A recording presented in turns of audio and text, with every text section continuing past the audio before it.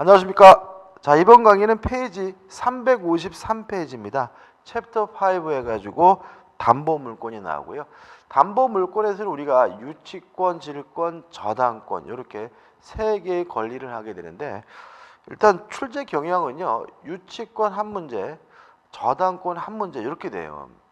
질권의 경우에는 뭐 좀 중요한 권리는 아니기 때문에 잘 안 내는 편입니다. 그래서 유치권하고 저당권 이렇게 좀 신경을 쓰셔서 공부하시면 되고요. 일단 유치권에 대한 의의가 나오는데, 의의하고 요건을 같이 한번 설명드릴게요. 타인의 물건 또는 유가증권인데, 유가증권은 안 적을 거예요. 타인의 물건을 점유하고 있는 사람이라면 채권을 담보하기 위해서, 채권이 있고 그 채권이 변제기에 도래했다면 이 채권을 담보하기 위해서 반환을 거부할 수 있는 권리가 유치권입니다. 그래서 교재 보시면, 의의 보시면 타인의 물건이나 유가증권을 뭐예요? 점유한 자가 그 이렇게 나와 있단 말이죠. 그죠? 보시고 여기다 이제 좀 살을 붙이면 돼요.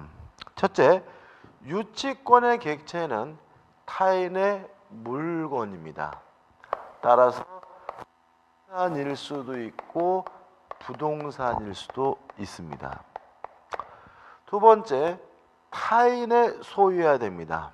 따라서 어떤 이유든지 간에 자신이 소유하고 있는 물건에 대해서는 유치권이 발생하지 않습니다. 따라서 각종 매수 청구권을 이유로 해서는 유치권을 행사할 수는 없습니다. 왜냐하면 매수 청구라는 것은 결국은 뭐예요? 내 건데 사란 얘기죠. 일단은 뭐예요? 자신의 소유물이니까 유치권 행사할 수가 없겠죠. 반드시 뭐여야 돼요? 타인의 소유여야 합니다. 또 두 번째, 유치권자는 반드시 점유하고 있어야 됩니다. 물론 그 점유는 직접 점유든 간접 점유든 상관이 없는데 반드시 적법한 점유여야 하고요. 만약에 그 점유 자체가 위법한 경우라면 점유하고 있더라도 유치권을 행사할 수는 없습니다. 또 반드시 점유하고 있어야 되므로 유치권자가 어떤 이유든 간에 점유를 상실하게 되면요, 유치권이 소멸하게 돼요. 따라서 유치권에 의한 반환 청구권은 인정될 수가 없습니다. 보통 유치권에 의한 물권 청구권이 있느냐 없느냐에 대해서 좀 논란이 있어요. 그래서 아예 뭐 방해 배제든 제거든 물권 청구권 자체가 없다라고 이해하는 견해도 있고요. 물권 청구권이 있긴 하지만 반환 청구권은 없다라는 견해가 있거든요. 그럼 결국 합치면 반환 청구권 자체가 없다는 점에서는 이론의 여지가 없거든요. 이런 얘기죠. 유치권자는 반드시 점유를 해야 되고요. 어떤 이유든지 간에 점유를 상실하게 되면 유치권이 뭐가 돼요? 소멸되는 거죠. 다시 말하면 유치권자가 점유하고 있던 물건을 가져가면 즉시 유치권이 뭐가 돼요? 소멸되기 때문에 논리적으로 반환 청구권이라는 것은 인정될 수가 없다는 얘기죠. 그 다음에 채권인데, 이 채권이 어떤 채권이어야 되냐면 이 물건에 관하여 생긴 채권이어야 돼요. 그래서 교재 보시면 결론관계라고 나와 있는데, 다시 말하면 물건과 채권 간에 뭐죠? 관련성이 있어야 된다는 얘기죠. 그래서 수리비, 필요비나 또는 계량비, 유익비나 또는 신축 공사대금 채권이나 이런 것들은 그 물건을 수리하고 물건을 개량하고 물건을 신축해서 생긴 채권이니까 당연히 뭐가 인정이 돼요? 유치권이 인정이 돼요.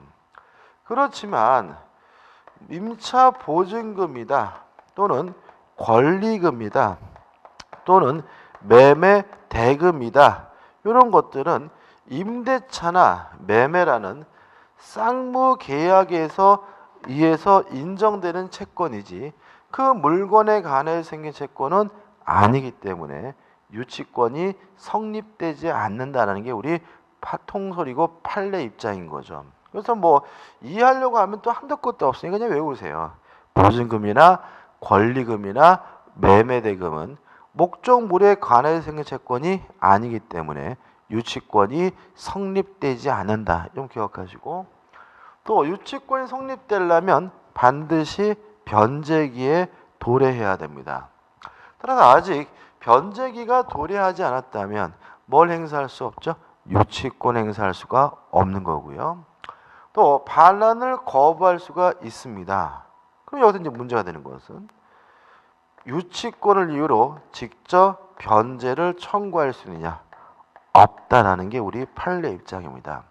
다시 말하면 유치권이 성립되면 물권이니까 매수인이나 경락인에게 대항하면서 못 돌려준다라고 반환을 거부할 수 있을 뿐, 그 매수인이나 경락인에게 직접 돈을 갚으라고 변제를 청구할 수 없다는 것이 우리 판례 입장이라는 거 꼭 기억해 두시기 바라고요.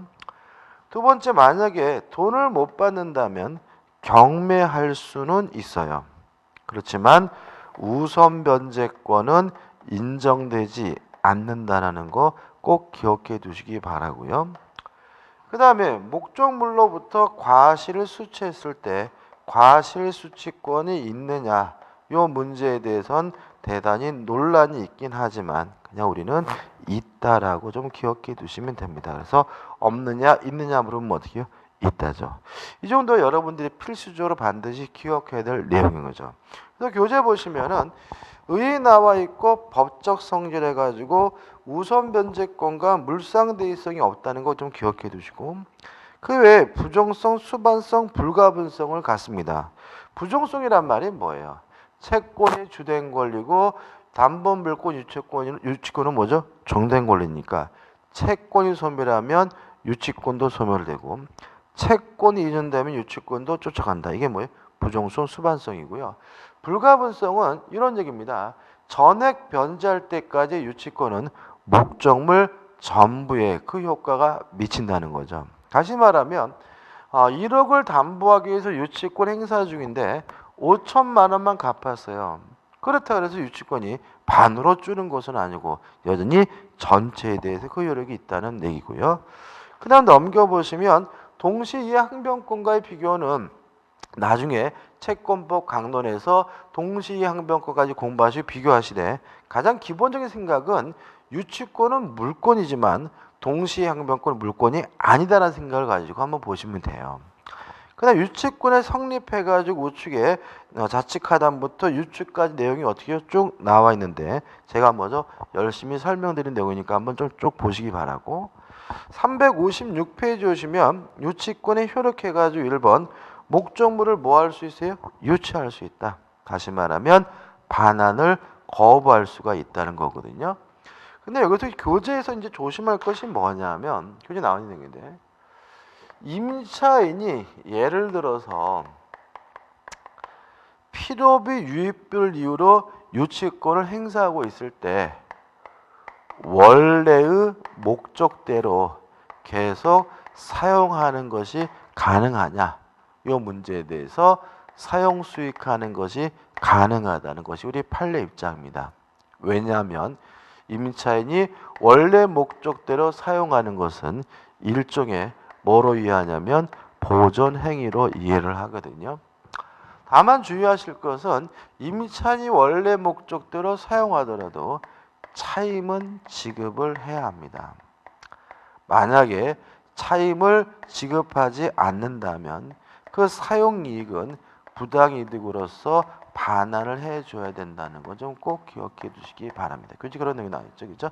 다시 한번요. 임차인이 유치권을 행사하는 중에는 원래 목적대로 계속해서 사용 수익할 수가 있습니다. 왜요? 보존행위니까요.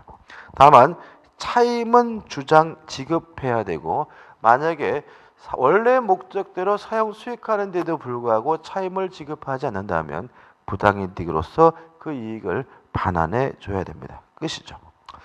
그 다음에 이제 4번 유치권의 주장 물권입니다. 따라서 제3자에 대항할 수 있을 뿐만 아니라 경매가 되더라도 유치권은 소멸되지 않기 때문에 경락인에게도 대항할 수 있다는 거 기억해 두시기 바라고요. 그 다음에 답은 유치권 행사의 효과 해가지고 누가 유치권을 주장하게 되면 결론 보시면 1부 승소 판결, 상한 급부 판결을 내린다는 거 좀 기억해 두시기 바라고요. 2번 경매할 수 있고요. 우측에 3번에서 간이 변제 충당권에서 일정한 요건을 갖추면 목적물에 관한 소유권을 직접 취득할 수도 있는데 중요한 건 아니고요. 4번 별채권 해가지고 채무자가 파산했을 때 별채권이 인정된다는 정도 기억해 두시면 돼요. 그 다음에 5번 과실수취권이 있느냐? 있다. 다만 주의하실 것은 수취한 과실은 변제 충당하게 됨을 주의하시기 바라고 6번 유치물 이용권 있느냐? 없다. 다만 채무자로부터 승낙을 얻거나 보존에 필요한 사용이라면 가능하고요. 7번째 비용 상환 청구권, 유치권자도 목적물을 점유하고 있기 때문에 또 별도로 필요비나 유익비를 지출할 수가 있고요. 그때는 필요비, 유익비에 대해서 또다시 유치권을 또 주장할 수가 있어요. 그 다음 2번 유치권자의 의무에서 1번 의무의 내용, 선량한 관리자로서 주의해서 보관해 줘야 되고요. 4번 원칙적으로 채무자의 승낙이 없거나 보존에 필요한 사용이 아니라면 목적물을 사용하거나 대여하거나 담보 제공할 수가 없고요. 유의하실 것은 넘겨보시면 2번 만약 이러한 의무를 위반하게 되면 소멸 청구당하고요. 이 소멸 청구권은 형성권이기 때문에 즉시 유치권은 뭐죠? 소멸하게 됩니다. 그 다음 유치권을 소멸해가지고 일반적 소멸 사유에서 나와 있는데 특별한 건 없고 2번 유치권의 특이한 소멸 사유해가지고 두 가지가 나오죠. 채무자의 소멸 청구. 다시 말씀드리면 유치권자가 의무를 위반하게 되면 소멸 청구당하고 유치권은 즉시 소멸하고요. 2번 다른 담보 제공해가지고 다른 담보를 제공하고 유치권의 소멸을 청구할 수는 있어요. 다만 이거는 형성권이 아니므로 유치권자의 승낙이 있어야 비로소 유치권이 소멸된다는 거 주의하시기 바랍니다. 이런 얘기죠. 제가 길을 가는데 개가 저를 물었어요. 그러면 저는 그 개 주인한테 손해배상을 청구할 수 있는 채권이 있으니까 그 개를 뭐 할 수 있어요? 유치할 수 있는 거죠. 따라서 제 집에 끌고 가서 반환을 뭐 할 수 있어요?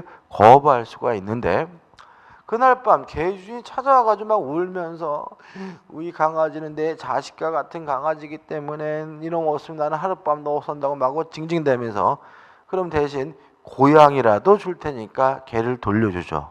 이게 뭐예요? 타 담보를 제공하고 유치권의 소멸을 청구하는 경우죠. 근데 이거는 형성권이 아니기 때문에 일방적으로 하는 것이 아니라는 거죠. 따라서 제가 그럽시다. 제가 개 대신 고양이를 잡아주겠습니다. 라고 승낙을 해야 비로소 유치권이 소멸하게 됨을 주의하시기 바랍니다. 3번 점유의 상실. 어떤 이유든지 간에 점유를 상실하게 되면 유치권이 뭐죠? 소멸되게 되고요. 따라서 유치권에 기한 반환 청구권은 인정되지 않는다는 것도 기억해 두시면 되겠죠. 끝입니다. 우측에 기본 예제 해가지고 작년도 문제가 나와 있죠. 민법상 유치권에 관한 설명으로 옳지 않은 것은 1번 유치권의 발생을 배제하는 특약을 하면 유치권은 성립하지 않는다. 맞아요. 물론 당사자가 유치권 배제 특약하는 건 가능합니다. 2번 피담보 채권이 변적이 있지 않으면 유치권은 성립하지 않는다. 맞아요. 왜냐하면 유치권이 성립하려면 반드시 어떻게 해요? 변제에 도래해야 되는 거죠. 3번 타인의 부동산뿐만 아니라 동산도 유치권의 객체가 될 수 있다. 맞아요. 왜냐하면 유치권의 객체는 물건, 동산일 수도 있고 부동산일 수도 있으니까요. 4번 불법 행위로 취득한 점유에 의해서는 유치권이 성립하지 않는다. 맞아요. 유치권자는 반드시 점유해야 되는데 적법한 점유해야 되고 위법한 점유면 유치권 행사할 수가 없으니까요. 5번 이건 솔직히 유치권에 관한 문제가 아니라 개념 문제죠. 자, 우리가 보시면 유치권자가 유치물에 관하여 필요비를 지출한 때는 그 가액이 현존한 때 안에 상한을 청구할 수 있다. 이게 틀린 이유는 필요비가 아니라 뭐예요? 유익비죠. 다시 말하면 이익이 현존한 경우에 청구할 수 있는 것은 필요비가 아니라 뭐예요? 유익비니까 뭐죠? 답이 뭐죠? 5번인 거죠. 좀 문제가 좀 거시기 하죠. 자, 넘겨보시면 이제 질권이 나옵니다. 뭐 질권에 대해서 뭐 특별히 뭐 설명드릴 것도 없고 중요하지도 않아요. 일단 질권의 개념은 뭔가요? 맡기는 방식으로 설정하는 것이 뭐예요? 질권이에요. 예를 들어서 제가 돈이 필요해서 반지를 전당포에다 맡기고 돈을 빌리면 전당포 주인은 제 반지를 담보로 잡아두게 되는데 그게 뭐예요? 질권인 거죠. 따라서 질권을 설정하려면 갖다 맡겨야 되거든요. 그래서 맡길 수가 없는 부동산 질권은 존재하지 않습니다. 반지를 맡겼어요. 그게 뭐예요?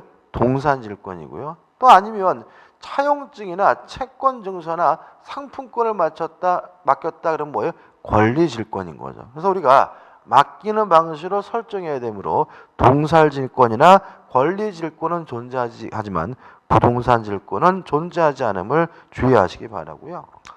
제1항에서 뭐가 나옵니까? 동산 질권 해가지고 성립해서 약정 질권이죠. 다시 말하면 당사자 간의 설정 계약과 하단에 2번 인도함으로써 동산 질권이 설정되게 되는데 3번 피담보 채권 해가지고 특별한 뭐죠? 제한으로는 없습니다. 특히 가번 보시면 금전 채권일 필요는 없고요. 금전으로 평가할 수 없는 것을 목조라는 채권도 가능하다는 거 꼭 기억해 두시기 바라고요. 그 다음 우측에 2번 해가지고 법정질권이 나오는데 이 법정질권은 제가 임대차 할 때 따로 설명드릴 거예요. 그래서 여기서는 보지 말고. 그 다음 2번 동산질권을 해석해가지고 1. 목적물의 범위 종물에도 그 효과가 미친다. 2번 피담보 채권의 범위는 한번 읽어보시면 될 것 같고 2번 물상대위권이 인정이 된다. 근데 이 물상대위권이 뭔지는 제가 저당권 할 때 설명드릴게요. 넘기셔서 3번 질권자도 유치권자처럼 반환을 거부할 수 있는데 이게 뭐예요? 유치적 효력이 있고요. 4번 우선 변제적 효력 해가지고 유치권과 다른 점인데 질권자는 질물이 경매가 된 경우에는 우선 변제 받을 수 있다 정도만 기억하시면 되고요. 그 다음에 하단에 3번 해가지고 과실 수취해가지고 목적물을 사용할 수 없는 것이 원칙이다 정도만 기억하시기 바라고 5번 유질계약 금지인데 뭐 특별한 건 없습니다. 한번 보시면 의미 없어요. 그 다음 우측에 보시면 동산질권의 침해에 대한 구제해가지고 1번 점유하고 있으니까 점유권에 기한 물권청구권인 점유보호청구권 당연히 인정이 되는데 질권 자체에 기한 물권청구권이 인정이 될 수 있느냐 해가지고 학설의 대립이 있는데 뭐 긍정설이 다설이에요. 근데 이거 뭐예요? 학설이기 때문에 중요한 건 없고요. 그 다음에 3번 효과 보시기 바라고 4번 동산질권자의 의무 가지고 1번 선량한 관리자로서 주의해서 보관해 줘야 되고요. 2번 질권이 소멸하게 되면 질물을 반환해 줘야 된다는 건 너무나 당연한 것이고요. 넘겨보시면 동산질권의 소멸 원인 가지고 나와 있는데 특별한 것은 없습니다. 특이한 소멸을 보시면 1번 목적물을 반환하게 되면 질권이 뭐죠? 소멸된다. 2번 질권자가 의무를 위반했다는 이유로 소멸 청구당하면 질권은 뭐죠? 소멸하게 됩니다. 보시면 아시겠지만 낼 건덕지가 별로 없어요. 그래서 잘 안 내요. 그 다음에 이제 제2항 해가지고 권리 질권이 나와 있는데 일단 채권과 같은 권리를 맡기면서 설정하는 것을 우리가 뭐죠? 권리 질권이라고 하고요. 총설 나와 있고 채권 질권 해가지고 질권의 목적이 될 수 있는 권리 해가지고 통상적인 채권이 될 수가 있지만 우측에 보시면 채권 질권의 목적이 될 수 없는 권리 가지고 나와 있어요. 근데 이것도 보시면 뭐 외울 건 아닙니다. 이런 거 잘 안 내요. 그죠? 그 다음에 설정 방법 해가지고 채권 증서 등을 갖다 맡김으로써 교부함으로써 설정하게 되고요. 그 다음에 채권 질권에 효력해가지고 나와 있는데 뭐 특별한 제한은 없으니까 한번 보시기 바라겠죠. 보시면 아시겠지만 질권 자체가 문제 날 부분은 아닙니다. 자, 넘겨보시면 이제 제3절 해가지고 뭐가 나오고 있죠? 저당권이 나오고 있습니다. 저당권에 대해서는 시험 문제를요 반드시 내죠. 그러니까 유치권은 낼 가능성이 대단히 높아요. 그렇지만 저당권은 반드시 냅니다. 반드시 내야 되는데 양이 어떻게요? 만만치 않게 많아요. 그래서 어떻게 보면은 이런 거죠. 그러니까 저당권은 반드시 내는 부분인데 어려워요. 또 양도 더럽게 많아요. 그러면 포기할 필요도 있을지 몰라야겠죠.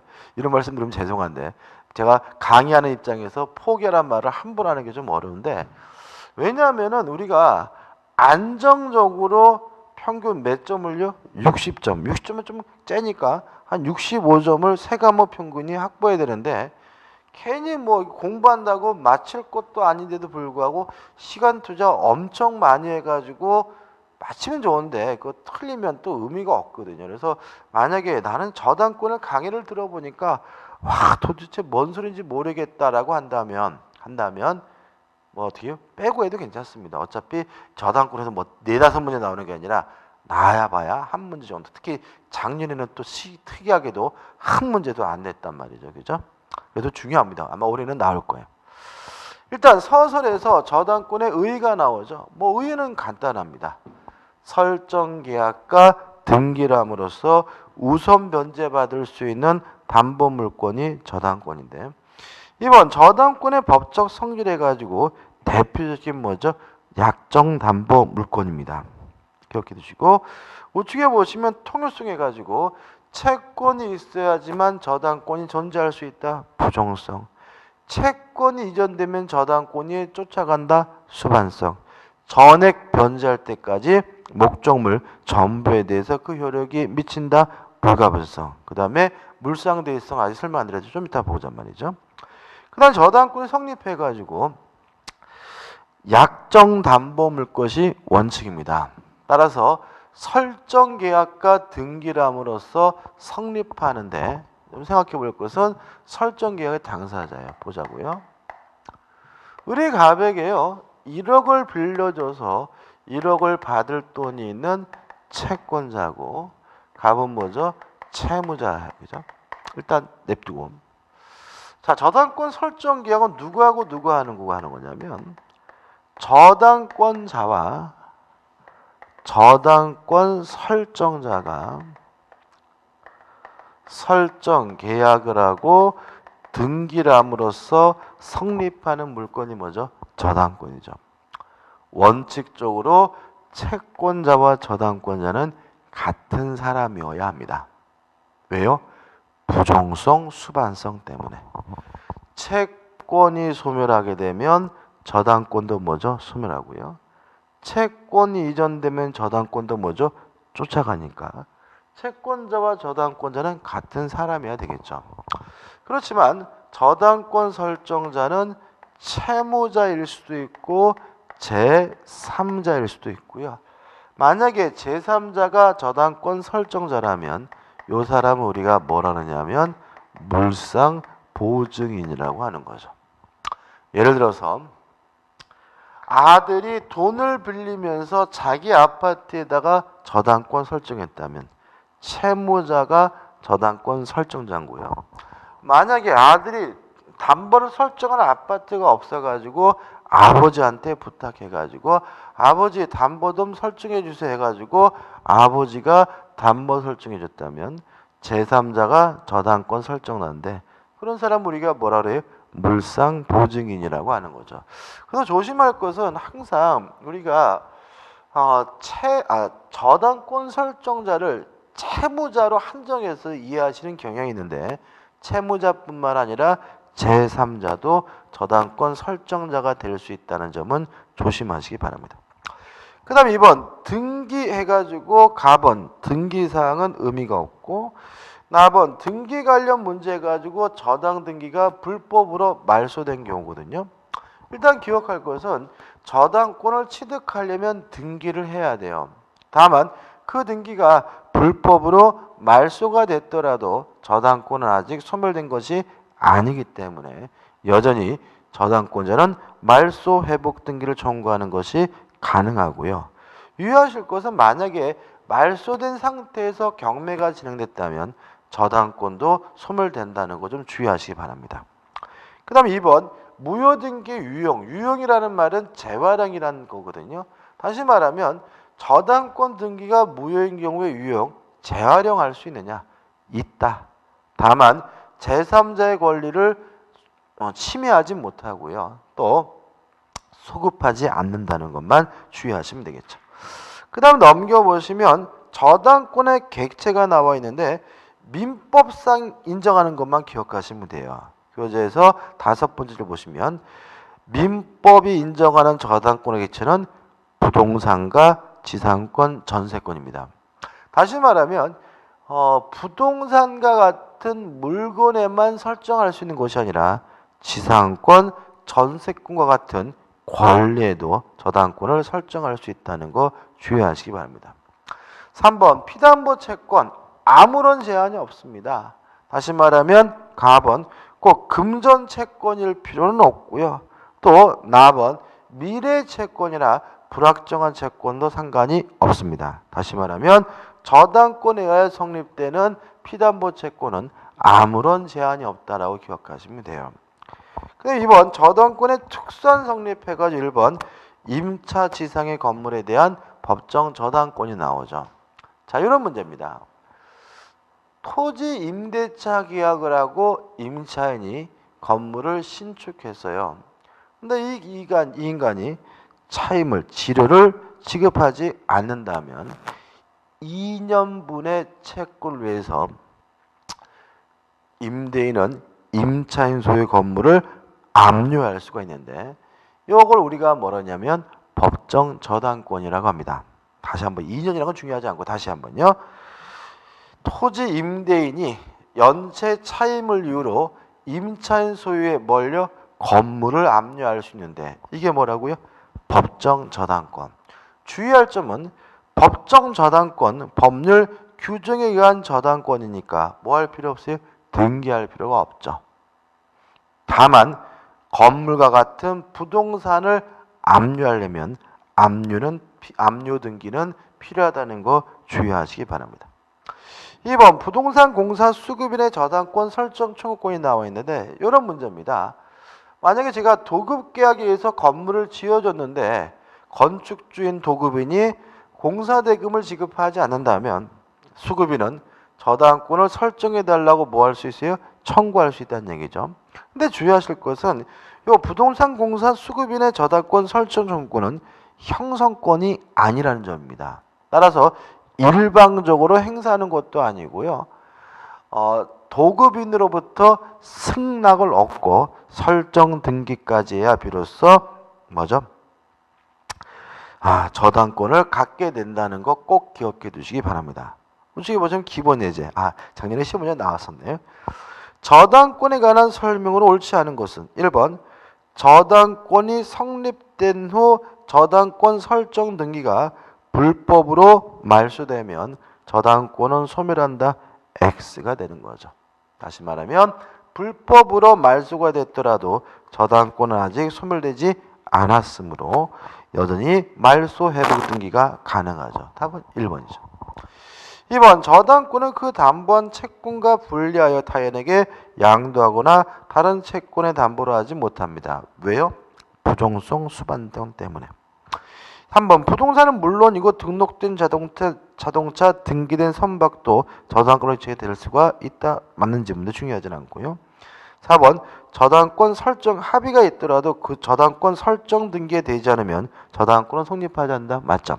왜냐하면 우리 민법은 물권 변동에 관한 형식주의를 취하고 있기 때문에 설정 등기까지 해야 비로소 저당권을 취득하는 것이죠.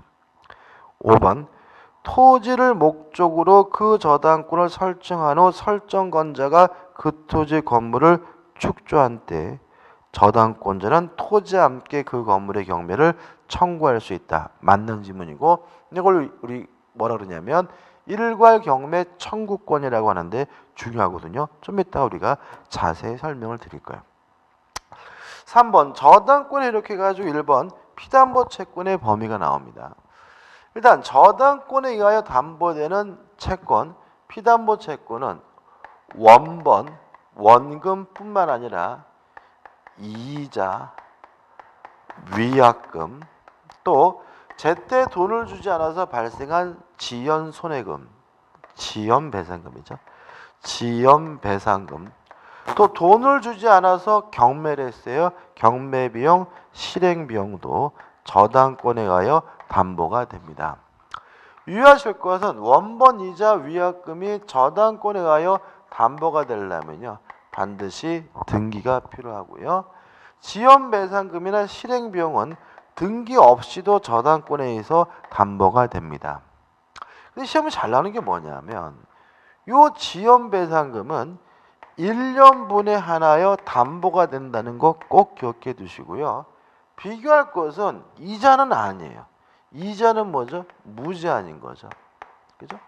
다시 말하면 이자는 등기를 해야 저당권에 의해 담보가 되지만 기간에 제한 없이 무제한으로 담보가 되고요. 지연 배상금은 등기 없이도 저당권에 의해서 담보가 되지만 뭐죠? 1년분 안에서만 담보가 된다는 거 꼭 기억해 두시기 바랍니다. 찰례입니다. 그 다음 넘겨보시면 2번 해가지고 목적물의 범위 해가지고 저당권 효력은 부합물에도 미치고 종물에도 미칩니다. 여기서 이제 우리 생각해 볼 것은 뭐냐면 이런 문제예요. 자, 1층 건물이 있는데 1층 건물이 2층으로 증축이 됐어요. 이랬을 때 이 2층에도 저당권 효력이 미치느냐 이 문제인 거죠. 일단 원칙적으로 부합을 하고요. 저당권 효력은 부합물 종물에도 미칩니다. 따라서 저당권 효력은 1층뿐만 아니라 2층에도 미치므로 경락을 받은 사람은 1층뿐만 아니라 2층에 대해서도 소유권을 취득하는 것이 원칙이에요. 다만 이 2층이 구조상, 이용상 독립성이 있어서 부합하지 않는다면 저당권 효력은 2층에는 미치지 않아요. 따라서 경락을 받은 사람은 1층에 대해서만 소유권을 취득하고요. 2층에 대한 소유권을 취득하지 못합니다. 다른 건 고려하지 않습니다. 다시 말하면 부합됐느냐 안 됐는지 가지고만 따져요. 따라서 만약에 부합됐다면 2층, 3층, 5층, 6층에 아무리 고가라 하더라도 저당권액이 미치는 거고요. 또 부합이 됐다면 저당권 설정 전에 증축됐는지 저당권 설정 후에 증축됐는지 그런 건 따지지 않고요. 또 부합이 됐다면 경매 목적물로 그 가치가 평가됐는지 안 됐는지도 따지지 않습니다. 다시 말하면 또 이것이 무효가든 미등기도 그런 것도 고려하지 않습니다. 원칙에 따라서 부합하면 당연히 저당권 효력이 미치고요. 구조상, 이용상 독립성이 있어서 부합하지 않는다면 저당권 효력이 미치지 않는다는 것이 우리 판례 태도입니다. 끝입니다. 그 다음 4번 저당권자는 원칙적으로 목적물로부터 발생한 과실을 수취할 수가 없습니다. 만약에 과실을 수취하고자 한다면 뭘 해야 되죠? 압류를 해야 합니다. 그 다음 우측에 보시면 답번 해가지고 저당 목적 토지상의 건물이 나와 있는데 이 저당 목적 토지상의 건물에 대해서는 1번 저당권 효력이 미치지 않는 것이 뭐죠? 원칙입니다. 다만 일정한 경우에는 예외적으로 저당권자가 건물에 관해서도 경매를 청구할 수 있는 경우가 있는데 그거는 우리가 이때 라번 물상대위부터 보도록 하겠습니다. 감사합니다.